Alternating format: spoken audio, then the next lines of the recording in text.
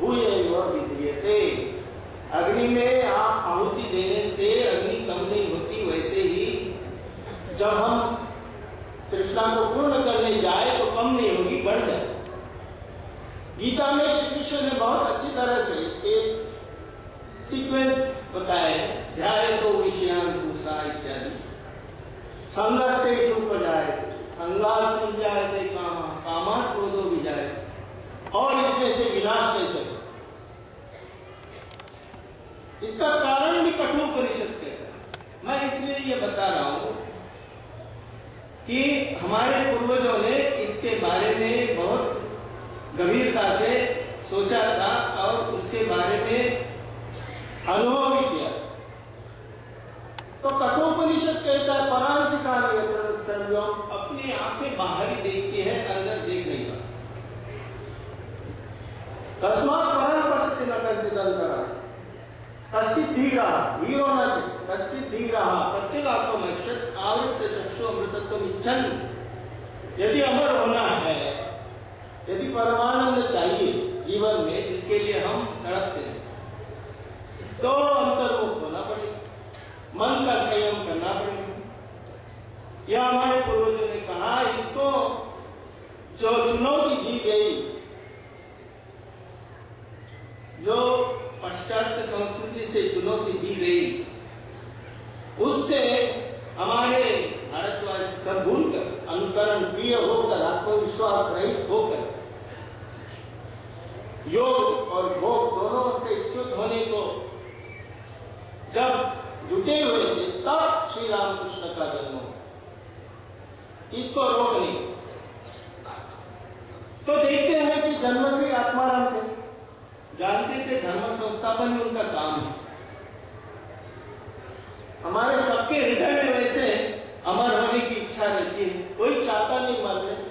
जो अस्पताल में पड़ा हुआ है, जो सब लोग कह रहे हैं कि मरने से अच्छा होगा, वो भी नहीं चाहता मैं मर जाऊं। कारण यह है कि अंदर से पुकार होती रहती है, मैं था, मैं हूंगा, मैं रहूं, मैं अभी हूंगी, मैं बाद में भी रहूंगा। तो ये अमरत्व हम खोजते अपने सुखों में कस्तूरी रूप जैसे भटकते रहते। श्री रामकृष्ण को देखते हैं पहले से ही का अनुभव, देखते हैं 7वें साल में ही घूम रहे थे, टहल रहे थे खेत में, मुरमुरे खाते, तो ऊपर देखा एक काला सुंदर मेघ और उसके ऊपर सफेद पक्षियों की पंक्ति। क्या ईश्वर की लीला है, वही समझ। तो इसका अनुभव, जो सुख का, परमानंद का अनुभव अंदर में होना चाहिए। हमको जो होता नहीं है, उनको छुटपन से था। और छुटपन में उन्होंने देखा था कि गांव के पंडित कैसे झगड़े करते, कैसे वाद विवाद करते, कैसे सम्मान चाहते। इसलिए उन्होंने तय किया पाठशाला ही मिली। देख लीजिए, हम तो पाठशाला जाने के लिए तड़पते। हमारे माता पिता तो अभी, मैं सुनता हूँ आजकल लोग जन्म होने के पहले ही नाम पाठशाला में दे देते हैं, मगर इन्होंने पाठशाला जाना नकार दे दिया। बड़े भाई कहते हैं, बड़े भाई ने पूछा क्यों नहीं जाते, कैसा होगा ये, तुम्हारे बाल बच्चों का क्या होगा। कहते ये शिक्षा लेंगे तो सिर्फ चावल दाल जुटा सकता हूं, भगवान का क्या होगा, जरूर नहीं। मगर ऐसा नहीं कि सीखे नहीं, सृष्टि की किताब पढ़ते रहे, अंत प्रज्ञा से पढ़े। हम तो बहिर्प्रज्ञा से पढ़ते हैं, पुस्तक से पढ़ते, किसी और के विचार जानकर हम डिप्लोमा लेते हैं, डिग्री लेते हैं। यहां अंतःप्रज्ञा से सीख, महाभारत रामायण से सीख और सर्वशास्त्र मर्मदर्शी हुए। इससे उनके मन में प्रश्न उठा कि ईश्वर है, कहते हैं कमलाकांत, कहते हैं राम प्रसाद की मां है, तो दिखाई नहीं देती। क्यों नहीं दिखाई? मैं क्यों नहीं देख सकता? यदि शास्त्रों में कहा, तभी इनके पिताजी चल बसे तो राम कुमार ने कहा चलो दक्षिणेश्वर जाना है, तुमको वहां पूजा करने, मुझे मदद करो। नौकरी नहीं की, पूजा की, अनोखी पूजा।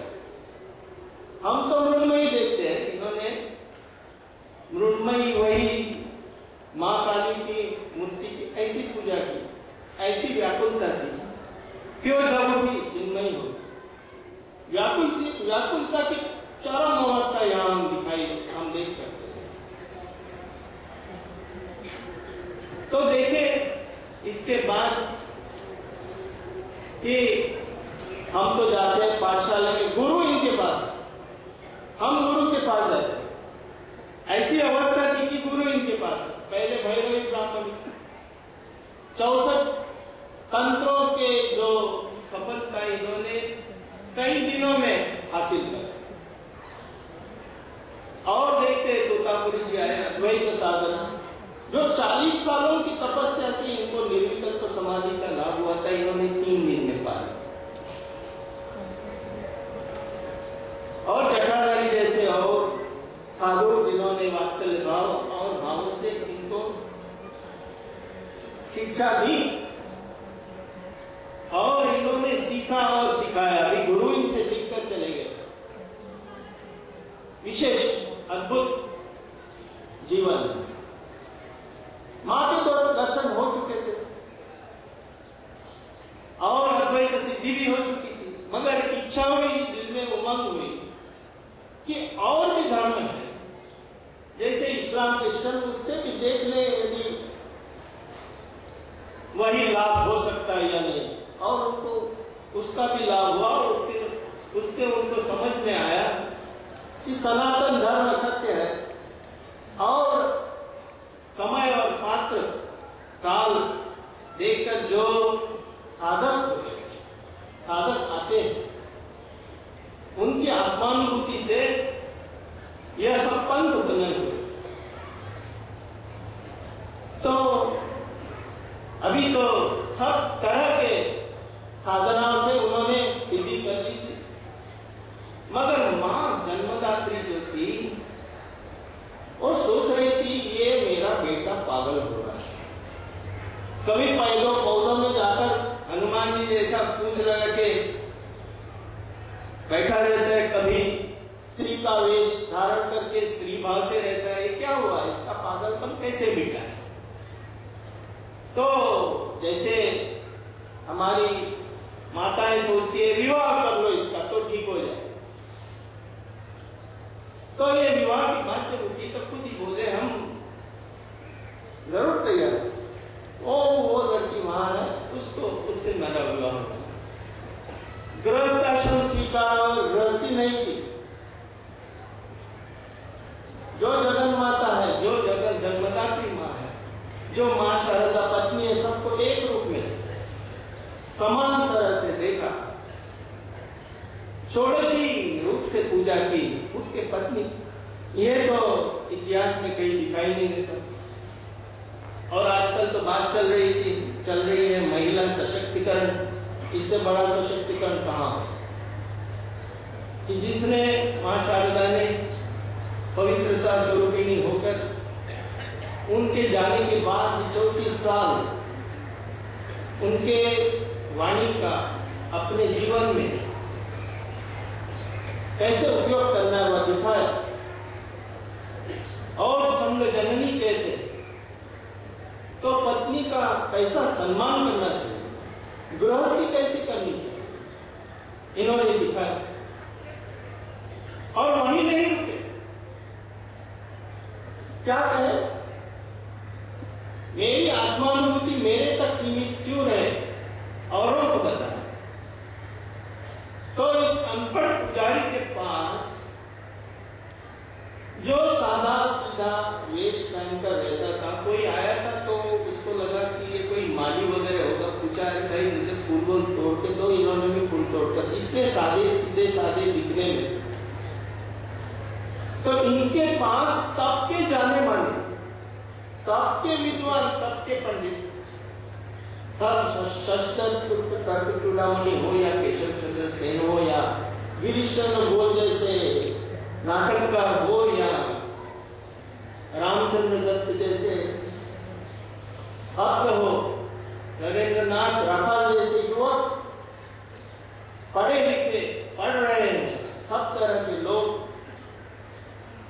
पास आए और इनकी पद्धत कैसी थी सिखाने की, भाव संचार करते, सिर्फ मंत्र देते ऐसे नहीं, भाव संचार की पद्धति। संस्पर्श मात्रेण नृणाम समाधि स्वामी कहते हैं, मतलब इच्छा से, वाणी से, स्पर्श से स्वभाव का परिवर्तन करना और उसका कर्मफल बदल के उसको ईश्वर की ओर सामने कर देना, यह इनकी पद्धति, इसकी शक्ति में। तो देखते ही हैं कर्मफल लेने से क्या होता है। अपने शरीर पे उनको कैंसर हुआ आखिर में, और काशीपुर गए, मगर कैंसर तो शरीर का था, देहबुद्धि तो थी नहीं, आत्मबुद्धि हो चुकी थी। देह तो रोगों से पीड़ित था, मगर यही जो समय है उन्होंने रामकृष्ण संघ की नींव रची। आप सोच कर देखिए, जिसको कैंसर होता है उसकी क्या अवस्था रहती है। यहां वही कैंसर का उपाय कैसे चला कि संघ की नींव रची, नरेंद्रनाथ और युवकों की तैयारी कर, संप्रदाय वर्जित एक संप्रदाय का गठन किया। कितना सुंदर जीवन है। तो आखिर तक देखते हैं कि हर कदम पर अलौकिक अद्भुत भाव उनके जीवन में दिखाई देते। और जो हमारे पूर्वोक्त वक्ता ने कहा कि धर्म को बहुत सहज रूप से सामने, सबके सामने रखा।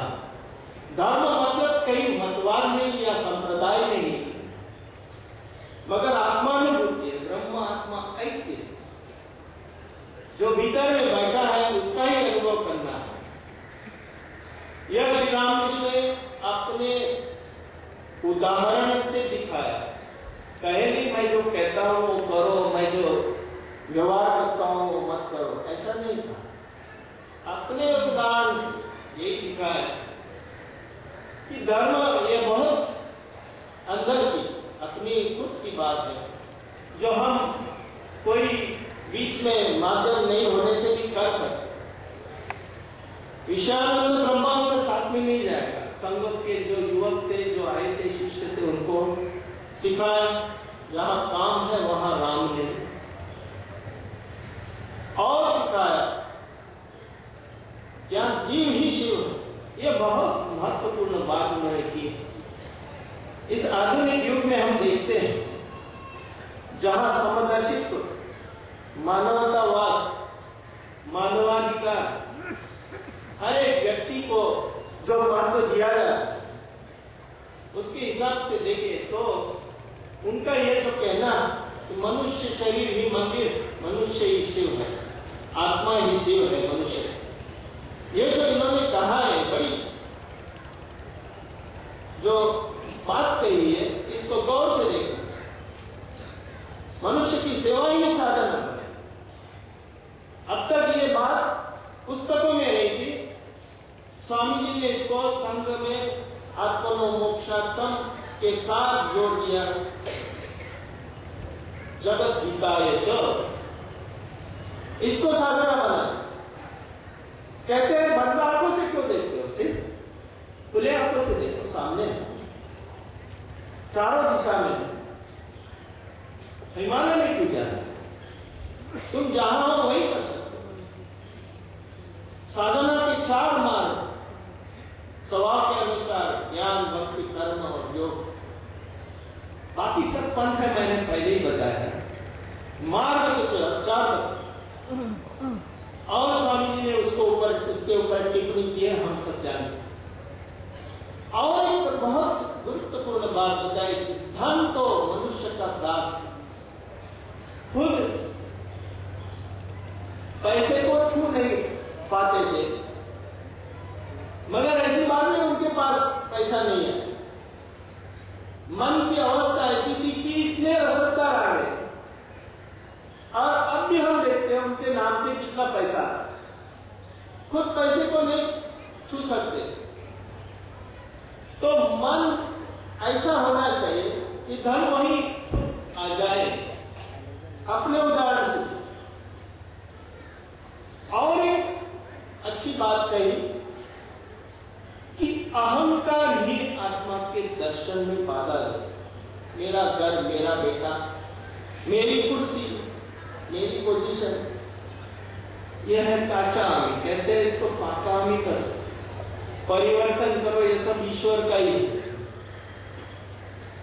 तो इस प्रकार से यदि शुद्ध मन हो जाए, शिष्यों को बताते हैं, तो शुद्ध मन शुद्ध आत्मा एक शिष्यों को ऐसी शिक्षा दी। आप कहेंगे ये सब ठीक है, ये तो तब की बात है, 110 साल तो हो चुके। आज के युग में हमको क्या, अवतार पुरुष आए, भारत का वेदों का धर्म उन्होंने फिर जगाया। स्वामी जी शिकागो गए, धर्म सभा में जाकर हिंदू धर्म को फिर जन्म दिया, हिंदू जाति में आत्मविश्वास संचार किया। राजगोपालाचारी कहते हैं देश को बचाया। महात्मा गांधी कहते हैं कि देश प्रेम मेरा 100 गुना बढ़ गया इनकी बात पढ़कर।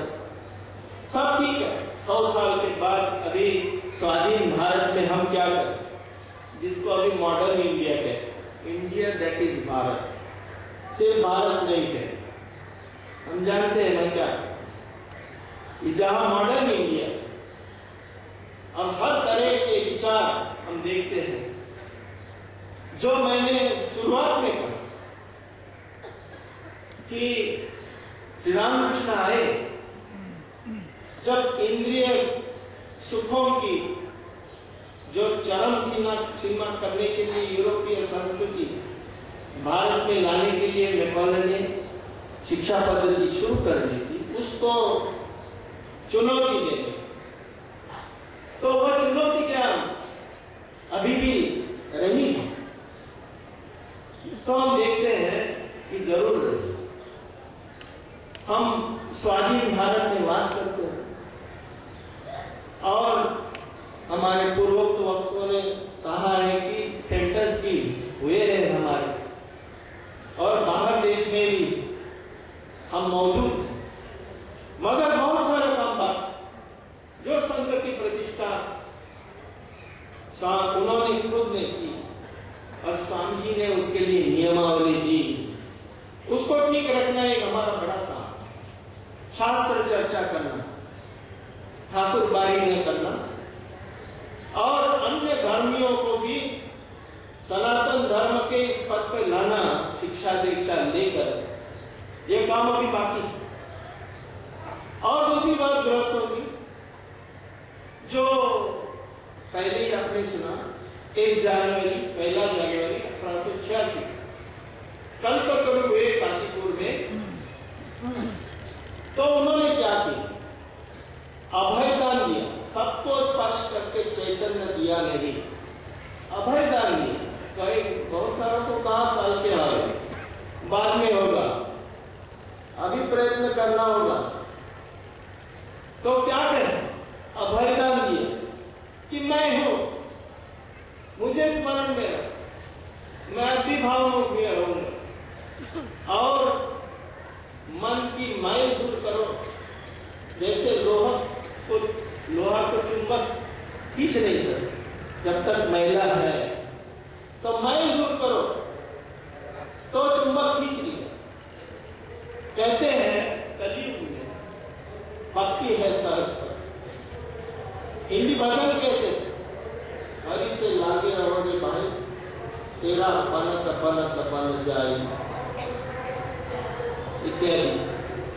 और कहते हैं भक्ति रूपी तेल अपने हाथ में मार कर फिर संसार का कटहल चीरना ताकि लस न लगे।